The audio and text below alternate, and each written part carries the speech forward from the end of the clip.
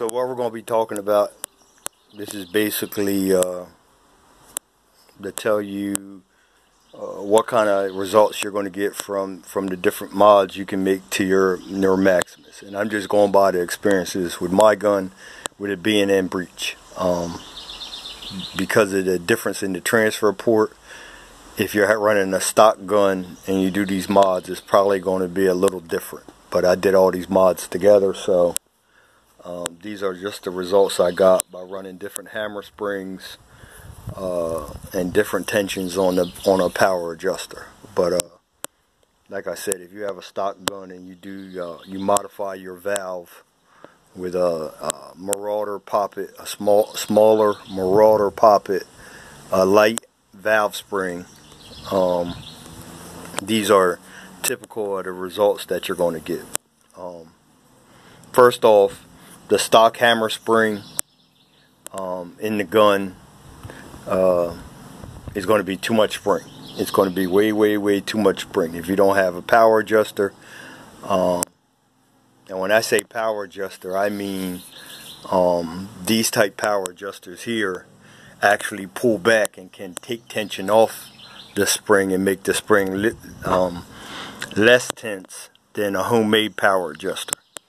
But when I originally got the gun, I didn't have a power adjuster. I was running the stock spring and I ran the Magnum spring. And when I finally got a chronograph and started shooting it through the chronograph, every shot the power just dropped. It just literally would start out, let's say if it was shooting 900 on the first shot, it was 890 on the second, 880 on the third, 880 on the fourth, 870 on the fifth. It just dropped. There was no consistency, and then it would just fall off the face of the earth. So if you're going to do a modification where you're going to put a smaller poppet and a lighter valve spring inside of the valve, don't get the Magnum spring. The Magnum spring is probably going to be too much. You're going to want the .042 wire or the .038 wire spring. You're going to end up with better results and a more consistent gun. And you're not going to have to put a power adjuster on it. You'll actually be able to shoot it and get some kind of consistency. The second thing is this gun also has the upgraded spring, the upgraded screws on the valve, and I can pump the gun up to 2400 psi. I shot the gun for quite some time with the .038 wire spring in, but I had the power adjuster cranked all the way in, and I was shooting the H&N Hunter Extreme in 22 caliber for 813 feet per second for about 26 foot-pounds for 20 shots, and the gun was very accurate with that combination. I would have kept that combination, but I wanted to try some JSB Ultra Shocks, and I wanted to get more power to shoot the JSB Ultra Shocks because when I shot them around 29 to 30 foot-pounds, they wouldn't expand. They don't open up. They don't expand. So I switched over to the .042 wire spring, and I got the gun shooting with the 25 grain JSB Ultra Shocks. I got it up to like 35, 36 foot-pounds for 10 shots. It was shooting an average of 781 feet per second. But here's the thing, even at 35 foot-pounds, they're not going to expand. They're going to open up a little bit, but they're not going to expand. So I went back to the H&N Hunter Extremes because I really wanted a pellet that was going to open up on game animals like squirrels and groundhogs. I basically test the gun in a water bucket, about 10-15 feet. I get up in the ladder and shoot it down flat into a water bucket. I found that for the most part, how pellets expand in the water bucket is how they're going to expand in game. It's a pretty good judge. I see guys shoot them in clay and all that stuff like that, but I really think that shooting them in a water bucket, shooting them in water, a 5-gallon bucket, gives you a more accurate gauge as to how they're going to expand in game animals. And I'll give you, I got some pellets here to show you about how the different pellets expand. Here is this is just a regular H&N Hunter right here. Regular H&N Hunter. I think it's 18.2. I think it's 18.2 range, something like that. These are the two. This one, and this one actually shed the jacket. These two and this one actually shed the jacket. These three were shot in the water bucket, and they're shooting right around 30 foot-pounds, 27, 28 foot-pounds. This one was actually recovered from a 10-pound groundhog. Shot him in the head.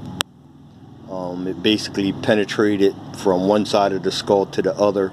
I found it in the opposite side of the behind the opposite eye, and that's basically the expansion you'll get from 25 yards. It's about 20-25 yards.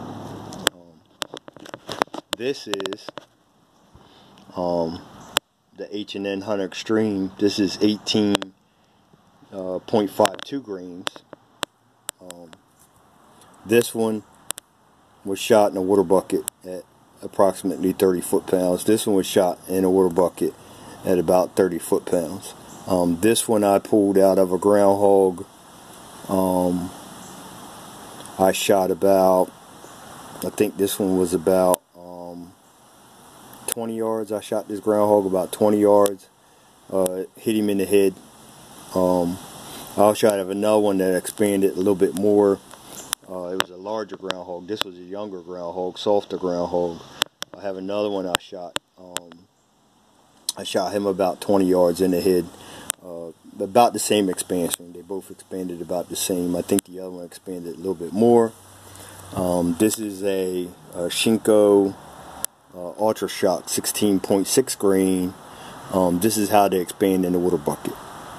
I have yet to shoot a groundhog or any game with these. I think they'll be really nice on squirrels. Something softer like a squirrel. I'm finding that with groundhogs, you need a harder pellet, and I'm really not sure if a good in 22 caliber, if an expanding pellet is a good choice. I think I might be switching to a harder pellet, like a Crossman Premier Hollow Point or a dome pellet, and going more for penetration in the skull on groundhogs as opposed to expansion. Because I've hit 2 groundhogs hard in the head at 20 yards. One I put the pellet right through his eye. That was an H&N Hunter Extreme. I put it right through his eye, and I still had to put 2 more in him to put him down. So I think I'm gonna need more penetration. But they look like they'll really work well on something softer like a squirrel. And these H&N Hunters look like they'll really look like they will be nice on squirrels. And again, these are all shooting around 27 to 30 foot-pounds. Like I said, I have the H&N Hunters right now shooting at H&N Hunter Extremes. I have these shooting at 800, average of 851 feet per second, is roughly 30 foot-pounds for 10 shots. And I only need 10 shots because I'm groundhog hunting. And around here, when you hunt groundhogs, if you get 2 or 3 shots in a day, that's a lot. You know, you usually end up shooting 1, maybe 2 if you're lucky a day, and that's it. It's a lot of sitting and waiting. So I cranked the gun up to get the maximum amount of power I could get out of it for 10 shots. For squirrel season, I'm probably going to crank it down around the 813 to 820 feet per second for around 26, 27 foot-pounds for like 20 shots. But that's basically it. That's what you can expect, and that's some of the things you might want to look out for if you plan on doing these mods to your gun. If you want to get if you want to modify your valve with a Magnum air power,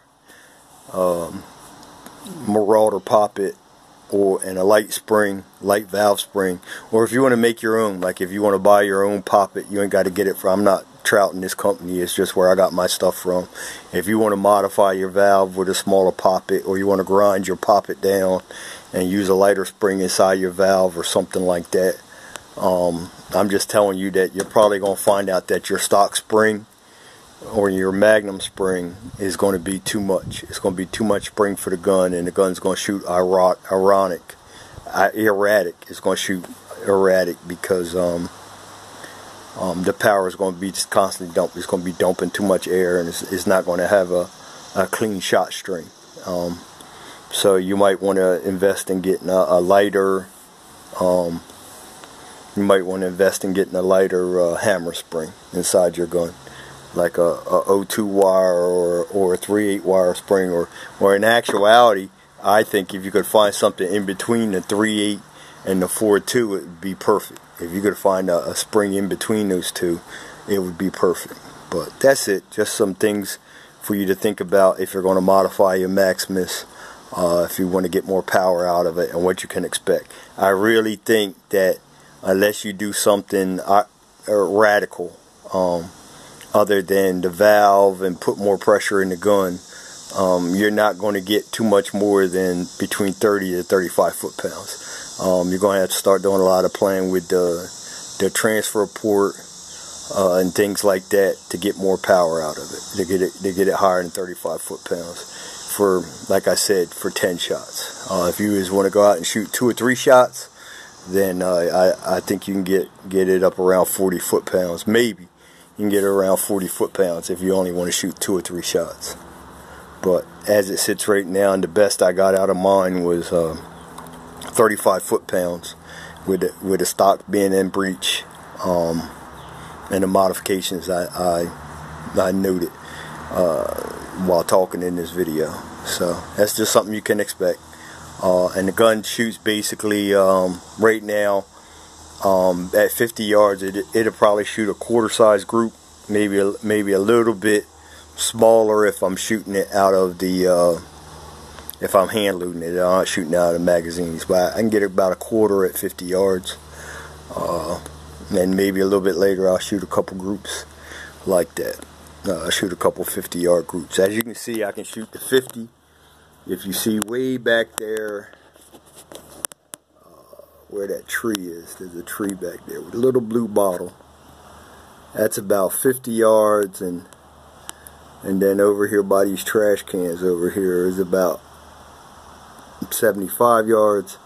And if I want to set a target straight back in the woods, I can get 100 yards if I really want to shoot 100 yards. So I have room to shoot. Until I do another video, I hope you like this one. I'm not going to say subscribe, but comment and let me know what you think, and let me know what I can do to make some better videos for you, because I'm really going to start posting a lot of videos about air guns and fishing. I went crabbing yesterday. So let me know what you want to see. Let me know if you have any questions, or you want any more information about the modifications I did to my Maximus. Have a good day.